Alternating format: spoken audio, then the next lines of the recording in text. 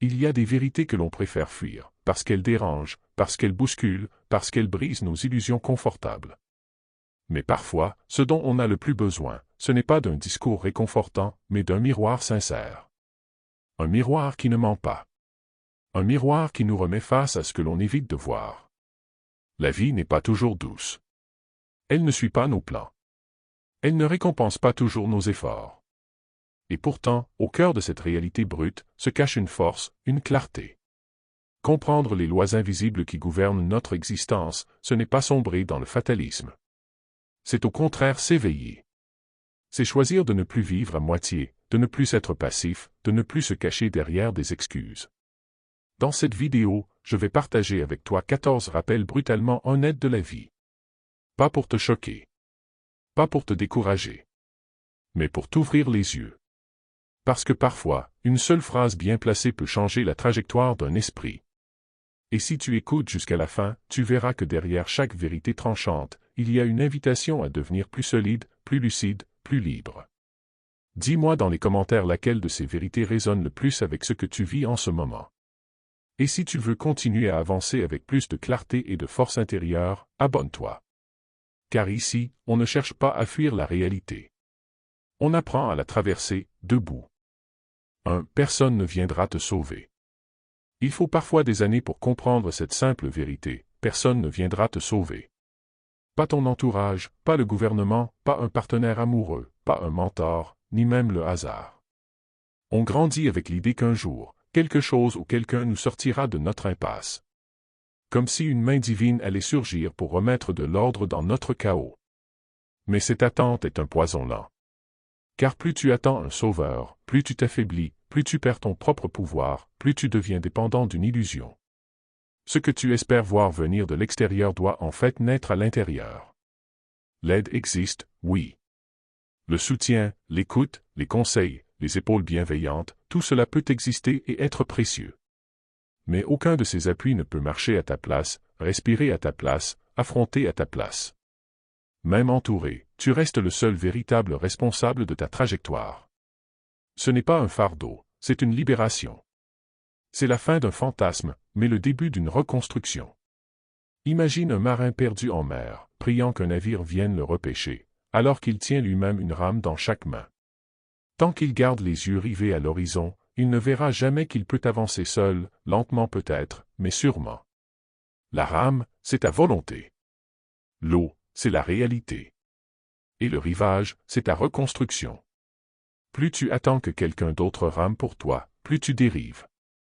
La vérité, c'est que ceux qui t'aident vraiment sont souvent ceux qui te disent « tu peux t'en sortir, mais tu dois commencer par faire un pas ».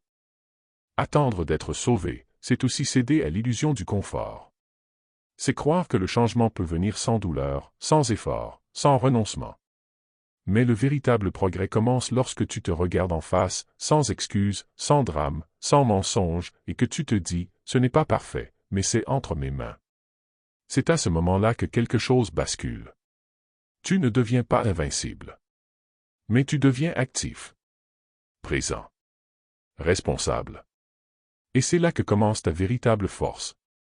Le stoïcisme nous enseigne que l'on ne contrôle pas tout ce qui nous arrive, mais que l'on contrôle toujours la manière dont on y répond. Et cette réponse, elle ne peut venir que de toi. Attendre un sauveur, c'est remettre ton pouvoir à l'extérieur. Te sauver toi-même, c'est reprendre les rênes de ton esprit, de tes choix, de ta vie. Alors non, personne ne viendra te sauver. Mais tu peux te lever. Tu peux apprendre. Tu peux tomber et recommencer. Et cette vérité, aussi brute soit-elle, est peut-être ta plus grande chance. 2. Tu n'auras jamais toutes les réponses. Une des grandes illusions qui nous tourmentent, c'est de croire qu'un jour, tout deviendra clair. Que les pièces du puzzle finiront par s'emboîter parfaitement, que les pourquoi trouveront leur parce que les blessures auront tout un sens, et que la vie cessera enfin de nous dérouter. Mais voici une vérité que beaucoup refusent de regarder en face, tu n'auras jamais toutes les réponses. Jamais. Et plus vite tu l'acceptes, plus vite tu trouveras la paix. L'être humain est avide de sens. Il cherche des explications à tout, au rejet, à l'amour qui s'effondre sans raison, à la mort qui frappe au hasard, aux échecs qui ne sont pas toujours mérités. Il interroge le monde comme on interroge un oracle, espérant que derrière chaque événement, il existe une logique, un plan, une leçon claire. Mais la vie n'est pas une équation à résoudre. C'est un mystère à traverser. Et parfois, ce mystère se tait. Il n'explique rien. Il se contente d'être. C'est difficile à accepter, parce que l'incertitude nous dérange. Elle crée du vide. Elle nous oblige à admettre notre vulnérabilité. Pourtant, ce vide peut devenir un espace de liberté si on cesse de vouloir le combler à tout prix. Parce qu'en vérité, vouloir tout comprendre, tout contrôler, tout expliquer, c'est encore une manière de fuir. Fuir le réel tel qu'il est, brut, imprévisible, parfois injuste, mais réel.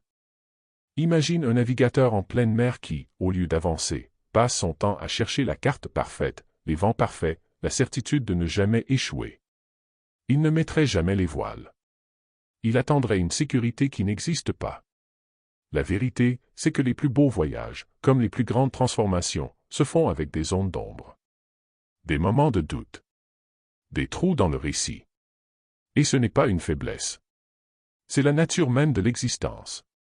Le stoïcisme nous enseigne justement à accepter ce que nous ne comprenons pas, à ne pas gaspiller notre énergie à exiger des réponses que la vie ne donnera pas. Il nous pousse à la clarté intérieure, pas à l'omniscience. L'essentiel, ce n'est pas de savoir pourquoi tout arrive. C'est de savoir qui tu veux être à travers ce qui t'arrive. C'est là que se joue la vraie maîtrise. Pas dans l'analyse infinie, mais dans le choix de ta posture. Alors oui, tu continueras à te poser des questions sans réponse. Tu chercheras des explications là où il n'y en aura peut-être jamais. Tu te heurteras au silence du destin, parfois brutal. Mais cela ne doit pas t'arrêter. Tu peux continuer à avancer, même dans l'incertitude. Tu peux construire, même sans tout comprendre. Parce qu'au fond, ce n'est pas la réponse qui donne du sens, c'est ta manière de vivre la question. 3. Tu vas mourir. Tu vas mourir. Et ce n'est pas une menace. Ce n'est pas une provocation. C'est simplement un fait. Une vérité absolue que la société s'évertue à masquer sous des distractions, des habitudes, des urgences superficielles. Pourtant, c'est la seule certitude que nous ayons tous en commun. Peu importe qui tu es, où tu vis, ce que tu possèdes ou ce que tu crois avoir le temps de faire, un jour, tout cela s'arrêtera. Le sablier s'écoule, silencieusement, grain par grain. Et chaque seconde qui passe est une seconde qui ne reviendra jamais. Les stoïciens le savaient. Memento mori, disait-il. Souviens-toi que tu es mortel. Non pas pour te plomber le moral, mais pour te réveiller. Parce que quand on prend pleinement conscience de la fin, on commence enfin à vivre avec clarté. Ce rappel brutal agit comme un feu purificateur, il brûle le superflu, les faux problèmes, les attentes vides, et il laisse place à l'essentiel. La mort, paradoxalement, nous enseigne comment être vivant. Pas vivant au sens biologique. Vivant au sens profond, éveillé, aligné. Regarde autour de toi. Combien de gens agissent comme s'ils avaient une éternité devant eux? Ils repoussent leurs rêves à plus tard. Ils évitent les conversations importantes. Ils supportent l'insupportable, par habitude. Tout cela parce qu'ils croient inconsciemment que le temps est infini. Mais le temps ne t'appartient pas. Il te traverse. Il file. Il te glisse entre les doigts comme de l'eau. Et un jour, il ne coulera plus. Mais paradoxalement, c'est dans cette limite que réside notre liberté. Quand tu sais que tu vas mourir, tu choisis plus consciemment ce à quoi tu dis oui. Tu n'accordes plus ton attention à n'importe qui. Tu n'investis plus ton énergie dans des luttes futiles. Tu apprends à laisser partir, à pardonner sans attendre, à dire ce que tu ressens tant qu'il est encore temps. Parce que le luxe ultime, ce n'est pas l'argent, ni la renommée, ni même la santé. C'est le temps. Et tu ne sais pas combien il t'en reste. Alors ne vis pas comme si tu allais vivre 2 fois. Dis les mots que tu retiens. Tente ce projet qui te fait peur. Aime sans te protéger derrière l'ironie. Ose vivre en sachant que tout s'arrête un jour. Ce n'est pas du pessimisme. C'est une lucidité féconde. C'est peut-être la chose la plus stoïcienne qui soit, embrasser la mort non pour fuir la vie, mais pour en extraire toute sa valeur. 4. Tout le monde est occupé par sa propre vie. Tu crois parfois que les autres te regardent, t'analysent, te jugent, pensent à toi ou t'attendent. Mais la vérité, c'est qu'ils sont comme toi. Pris dans leur propre monde, noyés dans leurs pensées, préoccupés par leurs blessures, leurs espoirs, leurs doutes, leurs obligations. Tout le monde est occupé par sa propre vie. C'est brutal à entendre, mais libérateur à comprendre. Nous vivons souvent avec cette illusion que notre douleur est visible, que nos efforts seront remarqués, que notre silence sera compris, que notre absence sera questionnée. Mais la majorité du temps, ce n'est pas le cas. Non pas parce que les gens sont insensibles, mais parce qu'ils sont tout simplement absorbés par leur propre histoire. Et cette réalité n'a rien de personnel. Elle ne signifie pas qu'on ne t'aime pas, ni que tu n'as pas de valeur. Elle signifie seulement que chacun porte un fardeau invisible, une tempête intérieure que personne d'autre ne devine entièrement. Tu peux être en train de tomber en morceaux, et les autres continueront de faire défiler leur téléphone. Tu peux réussir quelque chose d'extraordinaire, et le monde passera à autre chose. Non pas par méchanceté, mais parce que chacun tente déjà de garder sa tête hors de l'eau. Ce constat peut faire mal si tu attends des validations extérieures. Mais il devient une source de force si tu le prends comme une invitation à te recentrer. Tu n'as pas besoin que tout le monde t'applaudisse. Tu n'as pas besoin qu'ils te comprennent pour continuer. Tu n'as pas besoin qu'ils te remarquent pour exister. Le vrai respect vient quand tu avances même dans l'indifférence. Quand tu continues d'agir avec intégrité, même quand personne ne regarde. C'est dans cette solitude lucide que se forment les esprits solides. Imagine une pièce de théâtre où chaque personne pense être le personnage principal. C'est ainsi que le monde fonctionne. Chacun est le centre de son propre univers. Et toi, tu n'es peut-être qu'un figurant dans leur scène. Mais ce n'est pas grave. Car dans ta pièce, tu es l'acteur principal. Et c'est là que tu dois jouer ton rôle avec sérieux, sans attendre l'approbation du public. Alors, arrête d'attendre que quelqu'un remarque ta fatigue. Que quelqu'un t'autorise à prendre soin de toi. Que quelqu'un vienne t'encourager. Prends-toi en main. Fais-le pour toi. Tu es responsable de ton propre chapitre. Les autres liront ou non. Mais toi, tu écris chaque mot. Et tant que tu fais cela avec sincérité, tu n'as besoin de personne pour valider ton chemin. 5. Les émotions ne sont pas des ordres. Les émotions ne sont pas des ordres. Elles sont des signaux, des messages, parfois confus, parfois déformés, parfois amplifiés par le bruit intérieur. Mais elles ne sont pas des vérités absolues. Ce n'est pas parce que tu ressens quelque chose que c'est forcément réel ou que tu dois obéir à cette impulsion. Ressentir une tempête ne signifie pas que tu dois te laisser emporter par elle. Imagine ton esprit comme un ciel, et tes émotions comme des nuages. Parfois sombres, parfois légers, parfois menaçants. Ils passent, ils changent, ils se déplacent. Mais ils ne sont pas le ciel lui-même.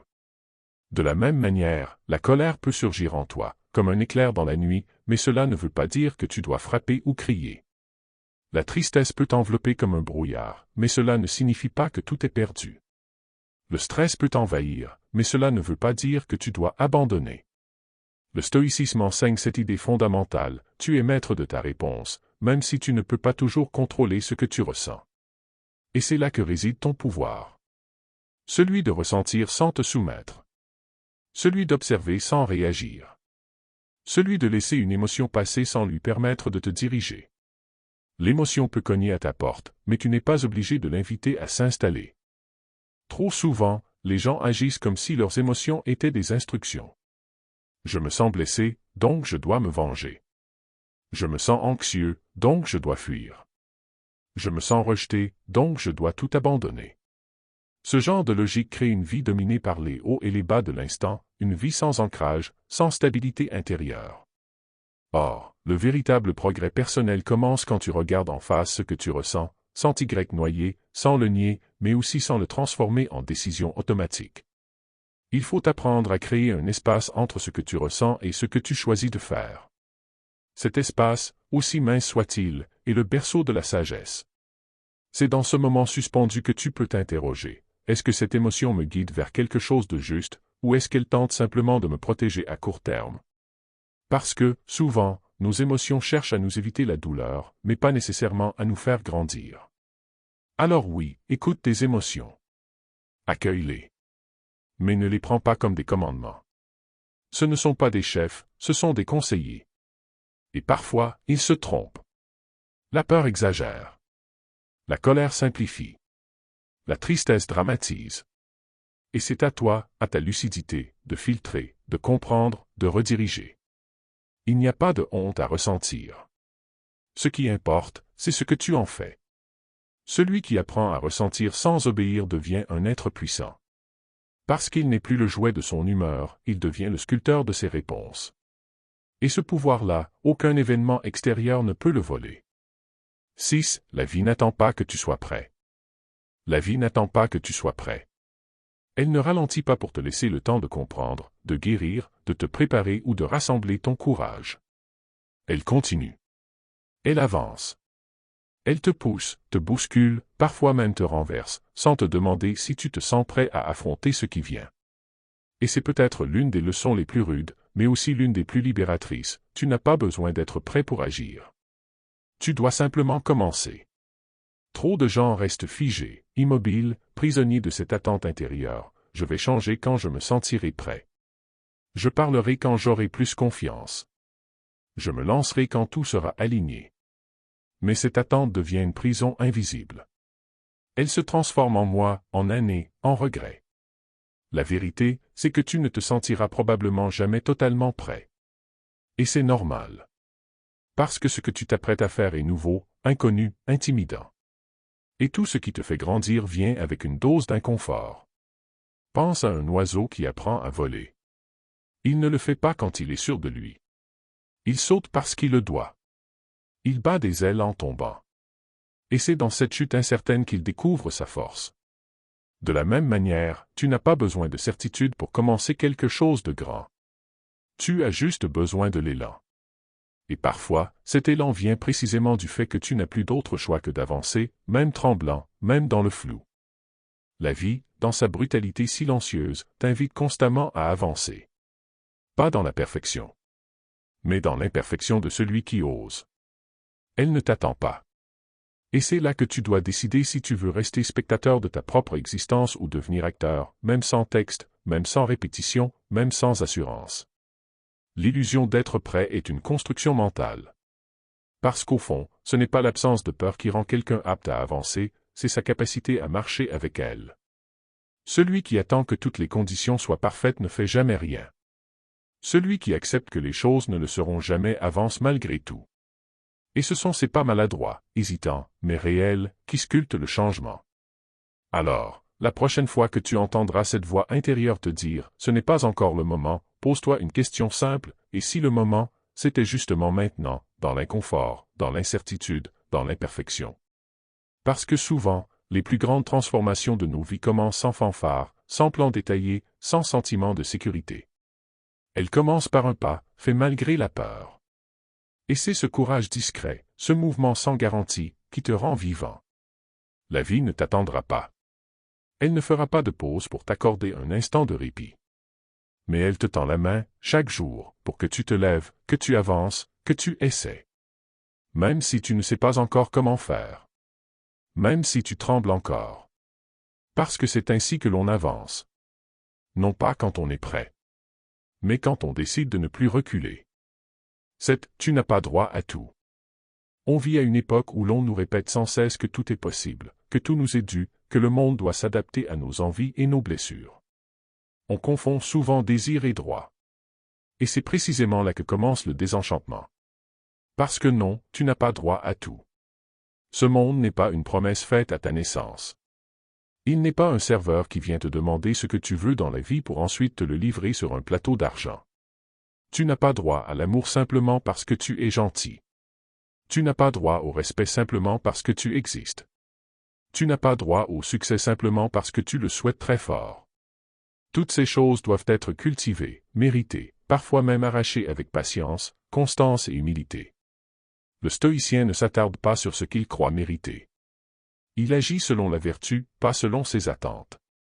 Quand tu crois que tout est dû, tu vis dans une forme de fragilité permanente. Chaque refus devient une offense. Chaque obstacle devient une injustice. Chaque silence devient une trahison. Tu marches alors avec un cœur plein de ressentiment, comme si le monde t'avait volé quelque chose qu'il ne t'avait jamais promis. Et cette posture intérieure t'éloigne de la paix. Parce qu'au fond, la vie ne récompense pas ceux qui attendent qu'on leur donne. Elle récompense ceux qui avancent, même quand elle semble leur refuser ce qu'ils espéraient. Imagine un champ vaste et silencieux. Si tu y plantes une graine, la terre ne te doit pas une fleur. Mais si tu l'arroses, si tu la protèges, si tu fais ta part, alors peut-être, et seulement peut-être, elle poussera. C'est la même chose pour tout ce qui compte. Les liens humains. La réussite. La paix intérieure. Rien de tout cela n'est garanti. Mais tout cela est accessible à celui qui agit sans se croire automatiquement légitime. Ce rappel peut sembler dur. Mais il est libérateur. Car lorsque tu comprends que tu n'as pas droit à tout, tu cesses de te plaindre et tu commences à bâtir. Tu arrêtes de mendier l'attention, l'approbation ou les raccourcis. Et tu redécouvres une force que beaucoup ont oubliée, celle de mériter ce que tu reçois. Celle de te réjouir de ce qui arrive, au lieu de t'aigrir de ce qui manque. Alors oui, tu n'as pas droit à tout. Mais tu as le droit de choisir ta manière de vivre. De te lever chaque matin et de faire ce qui est juste. De cultiver en silence ce que d'autres attendent à voix haute. De te montrer digne, même dans l'absence de récompense immédiate. Et cette dignité, personne ne peut te l'enlever. Pas même la vie. Et parfois, en cessant de tout attendre, tu obtiens plus que tu n'aurais osé espérer. 8. L'échec est inévitable. Tu peux passer ta vie à essayer d'éviter l'échec. À anticiper chaque chute. À calculer chaque décision pour minimiser le risque. Tu peux t'accrocher à l'idée que si tu es assez prudent, assez intelligent, assez préparé, tu pourras traverser la vie sans faille. Mais tu te mentirais à toi-même. Car l'échec ne prévient pas.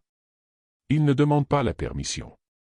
Il est tissé dans le tissu même de l'existence. C'est une étape, pas une anomalie. Et le plus douloureux, ce n'est pas l'échec en soi, c'est le refus de l'accepter. L'échec fait partie du contrat invisible que tu signes en vivant. Il est la preuve que tu tentes quelque chose. Que tu avances. Que tu sors de ta zone de confort. Il est l'ombre fidèle de l'ambition, et toute personne qui réussit un jour a, sans exception, goûté à l'amertume des revers. Ce n'est pas une honte. C'est un rite de passage. Une tempête qui façonne. Celui qui n'a jamais échoué, c'est souvent celui qui n'a jamais vraiment essayé. Tu peux voir l'échec comme une fin, ou comme un feu. Un feu qui brûle tes illusions, ton orgueil, tes attentes irréalistes. Un feu qui éclaire là où tu t'étais aveuglé.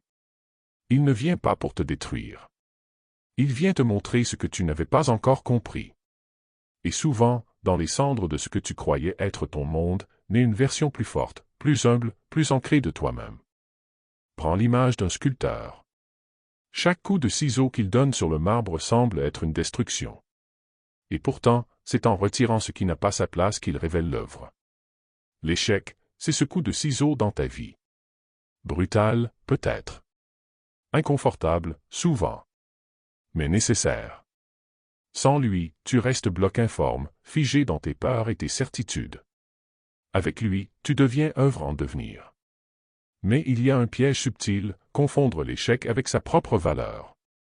Penser que rater un projet, c'est être un raté. Penser que perdre une relation, c'est perdre sa dignité. Penser que l'erreur nous définit. Le stoïcisme nous enseigne tout l'inverse. Ce ne sont pas les événements qui nous définissent, mais la manière dont nous les accueillons. L'échec n'est pas ce qui t'arrive. C'est ce que tu en fais.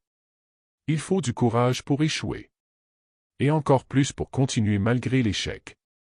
Ce courage-là, rare et silencieux, est souvent le début de la vraie force. Alors ne cherche plus à éviter l'échec. Apprends à l'apprivoiser. À l'écouter. À lui répondre avec calme et dignité. Car plus tu grandis, plus tu comprendras cette vérité que peu acceptent, l'échec ne te ralentit pas. Il te redirige. Et parfois, c'est dans l'endroit exact où tu es tombé que tu trouveras ce que tu cherchais sans le savoir. 9. Ce que tu tolères devient ta réalité. Il est facile de pointer du doigt ce qui ne va pas. De dire que les gens nous manquent de respect. Que les circonstances nous oppressent. Que le monde est injuste, bruyant, exigeant. Mais il y a une vérité plus dérangeante, plus intime, plus difficile à regarder en face, la réalité dans laquelle tu vis est souvent le reflet de ce que tu acceptes en silence. De ce que tu laisses passer. De ce que tu choisis de ne pas remettre en question. Ce que tu tolères, même à contre-cœur, s'installe doucement et finit par t'entourer comme une seconde peau. Chaque fois que tu laisses quelqu'un franchir une limite sans réagir, tu redessines les contours de ton territoire personnel. Chaque fois que tu acceptes ce qui te dérange, que tu dis oui alors que ton corps tout entier criait non, tu construis une version de ta vie qui ne t'appartient plus totalement. Tu n'as peut-être pas choisi cette réalité consciemment, mais tu l'as autorisée. Par peur de déplaire. Par envie d'être aimé. Par fatigue. Par habitude. Et petit à petit, cette tolérance devient une prison sans barreaux, mais dont tu es toi-même le gardien. Il ne s'agit pas de devenir rigide, intolérant ou conflictuel. Il s'agit de reconnaître que chaque fois que tu fermes les yeux sur ce qui te blesse, ce qui t'épuise, ce qui t'éloigne de ta dignité, tu envoies un message clair, non pas au monde, mais à toi-même. Et ce message dit, c'est acceptable. Et le monde, fidèle miroir, s'adapte à cette acceptation. Regarde la nature, une digue qui cède un peu sous la pression finit par s'effondrer entièrement. Un jardin que l'on cesse d'entretenir devient envahi par les mauvaises herbes. Ta vie intérieure, tes limites, ton respect de toi-même fonctionnent exactement de la même manière. Si tu tolères le chaos s'installe. Si tu tolères la médiocrité, elle devient norme. Si tu tolères l'irrespect, il se répète. Mais l'inverse est tout aussi vrai. Ce que tu refuses avec calme, ce que tu tiens à distance avec fermeté, ce que tu replaces dans son cadre naturel, finit par te laisser l'espace nécessaire pour respirer, créer, évoluer. Ce que tu honores devient ton standard. Et ce que tu refuses de supporter, même en silence, finit par ne plus trouver sa place dans ta vie. Alors pose-toi cette question, sans filtre, sans excuse, qu'est-ce que je tolère aujourd'hui que je ne devrais plus tolérer? Ce n'est pas un appel à la révolte extérieure.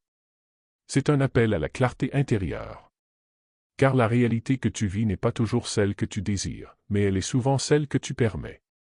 Et ce que tu permets aujourd'hui, tu le normaliseras demain. 10. Ce que tu dis ne compte pas autant que ce que tu fais. Les mots ont du poids, oui. Ils peuvent inspirer, réconforter, apaiser. Mais ils ne sont que des promesses suspendues, tant qu'ils ne sont pas accompagnés d'actes. Tu peux dire que tu veux changer.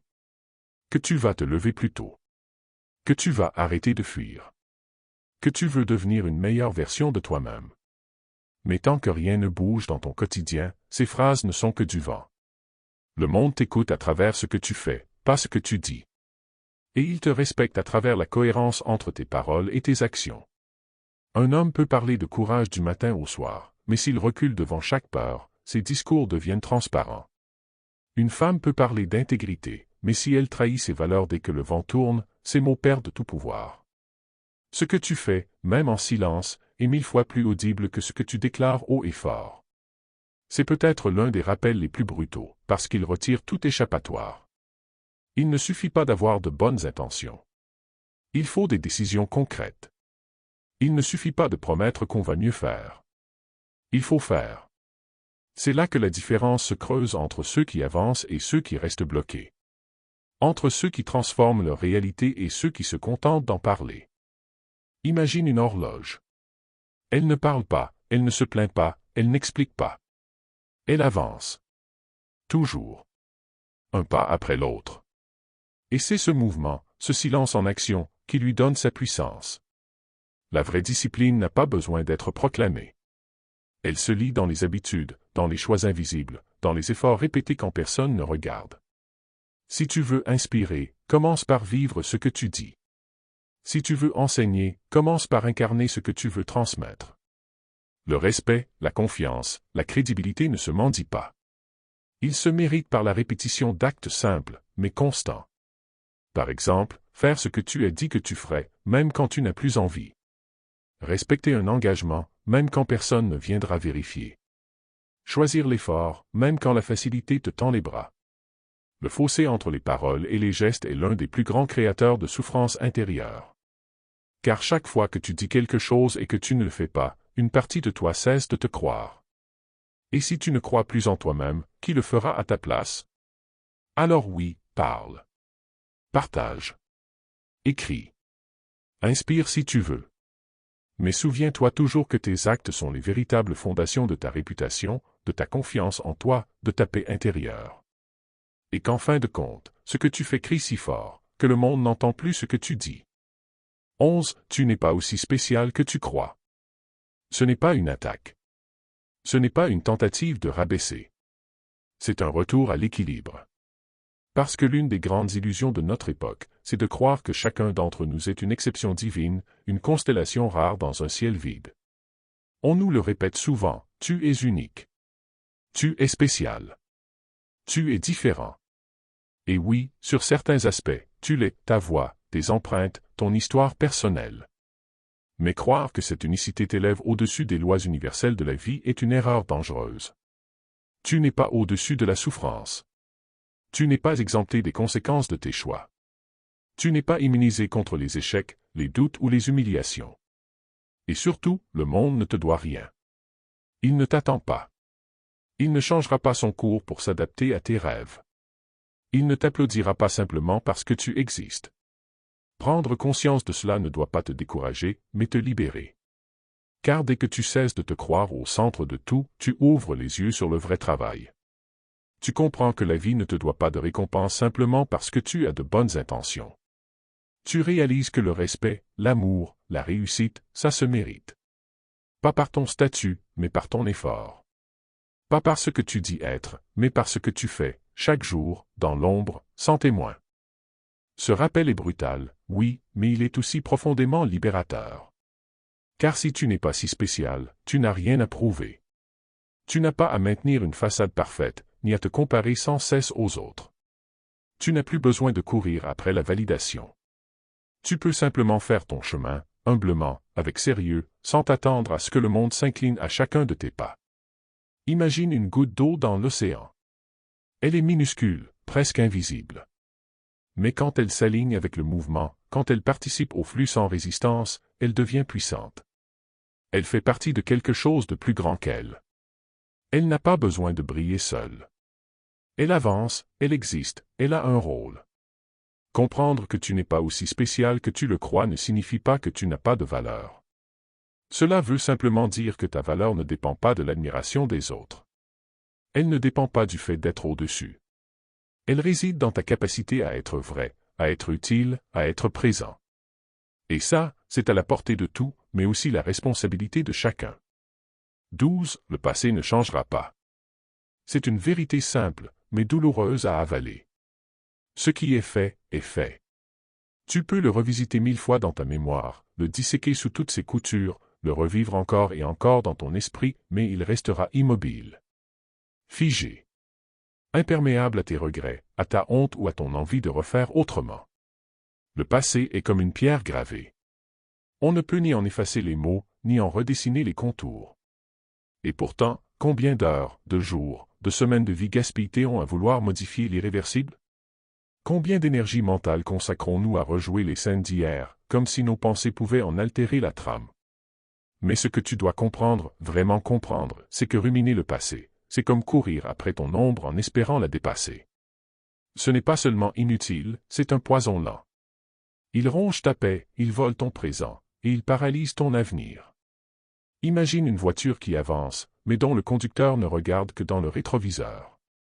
Il va inévitablement heurter quelque chose, non pas à cause de ce qui est derrière lui, mais parce qu'il n'a pas les yeux sur ce qui est devant. Ta vie fonctionne de la même manière. Le passé peut être un rappel, une leçon, un avertissement, mais jamais un guide. Il n'a pas la capacité de décider pour toi, à moins que tu ne lui en donnes la permission. Il est vrai que certaines blessures sont profondes. Que certaines erreurs ont coûté cher. Que certaines pertes semblent irrattrapables. Mais tant que tu restes lié émotionnellement à ce qui ne peut être réparé, tu restes prisonnier d'une cellule dont la clé est entre tes mains. Le pardon, la résilience, l'acceptation, ce ne sont pas des actes de faiblesse, ce sont des portes. Elles ne changent pas le passé, mais elles t'autorisent à marcher librement dans le présent. Les stoïciens disaient, ne cherche pas à ce que les choses soient comme tu veux, accepte-les comme elles sont. Cela ne veut pas dire se résigner, mais reconnaître que la seule chose que tu peux changer, c'est ta manière de répondre à ce qui t'est arrivé, pas ce qui t'est arrivé. Alors, ferme doucement le chapitre. Pas dans l'oubli, mais dans la paix. Remercie le passé pour ses leçons, puis tourne la page avec dignité. Parce que pendant que tu regardes en arrière, la vie, elle, continue d'avancer. Et il serait tragique de manquer ce qui peut encore être, à cause de ce qui ne sera plus. 13. Le confort tue lentement. Le confort est doux. Il est séduisant, rassurant, familier. Il t'invite à t'asseoir, à ralentir, à rester là où rien ne te bouscule. Il t'offre des journées sans risque, des habitudes sans surprise, et une vie sans élan. Mais ce que peu de gens disent à voix haute, c'est que ce confort, quand il devient une prison, est plus dangereux que l'échec ou l'adversité. Parce qu'il ne crie pas. Il chuchote. Il t'endort. Il ne t'arrête pas d'un coup, il te fait glisser lentement vers la stagnation. Tu ne t'en rends même pas compte. Tu dis simplement, je me repose un peu. Puis, je verrai plus tard. Puis encore, ce n'est pas urgent. Et sans t'en apercevoir, les semaines deviennent des mois, et les mois deviennent des années. Et un jour, tu te regardes dans le miroir, non pas avec haine, mais avec une forme silencieuse de tristesse, celle de n'avoir pas été plus loin, d'avoir confondu paix et passivité, d'avoir appelé stabilité ce qui n'était que renoncement. Le confort est une maison bien chauffée, mais dont les fenêtres sont fermées à l'air frais de la nouveauté, du risque et du dépassement de soi. Et ce qui n'est pas nourri, s'éteint. Ce que tu ne challenges pas, s'atrophie. Le confort peut engourdir ton ambition, flouter ta vision, et tuer à petit feu ton potentiel. Les stoïciens l'avaient compris depuis longtemps. Épictète disait qu'un homme qui ne se frotte jamais à la difficulté ne se connaîtra jamais vraiment.